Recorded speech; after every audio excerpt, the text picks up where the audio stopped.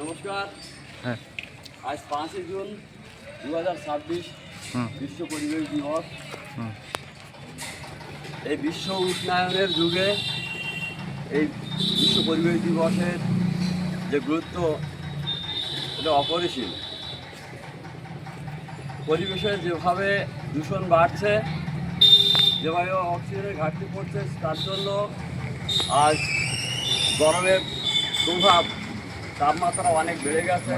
ফলে মানুষের দৈনন্দিন জীবন খুব সংশয় হয়ে পড়ছে।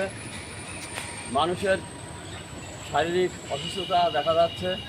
সেই দিক থেকে পরিবেশকে শান্ত করতে হলে, পরিবেশকে মানুষের উপযোগী করতে হলে, রাখতে হলে আমাদের গাছ লাগানো ভীষণভাবে জরুরি। পরিবেশ কর্মীদের মতে একটি গাছ একটি প্রাণ।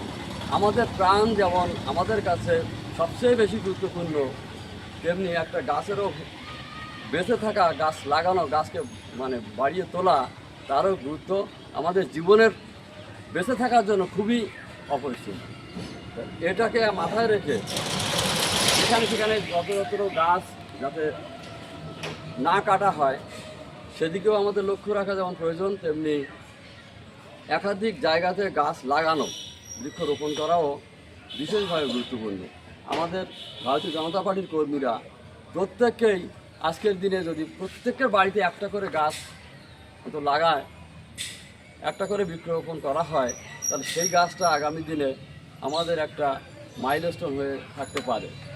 আমরা আমাদের কোনো একজনের স্মৃতির উদ্দেশ্যে আমরা একটা গাছ লাগাবো আজকে, তাহলে সেই মানুষটার স্মৃতি উপলক্ষে তাকে আমরা যেভাবে ভালোবাসতাম, আজকে ওই গাছটাকেও সেইভাবে ভালোবাসবো।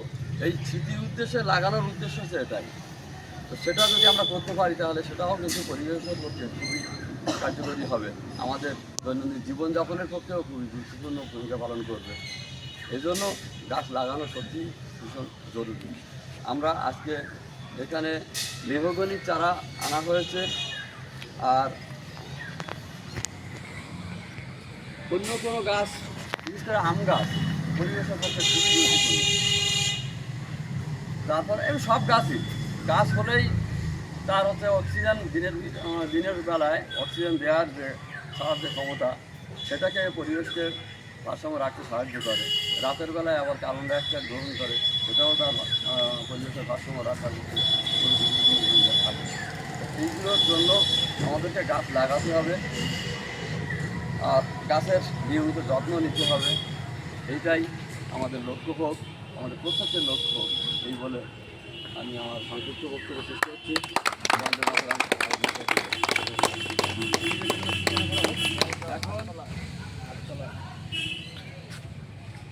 গৌরদা গাছ লাগাও। চলো, আমরা 3টে গাছ নিয়ে এসেছি। আমাদের দড়িবাজার 1 নম্বর অঞ্চলের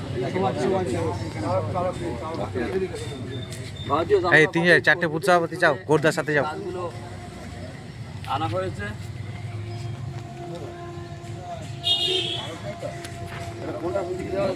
বালতি করে জল নিয়ে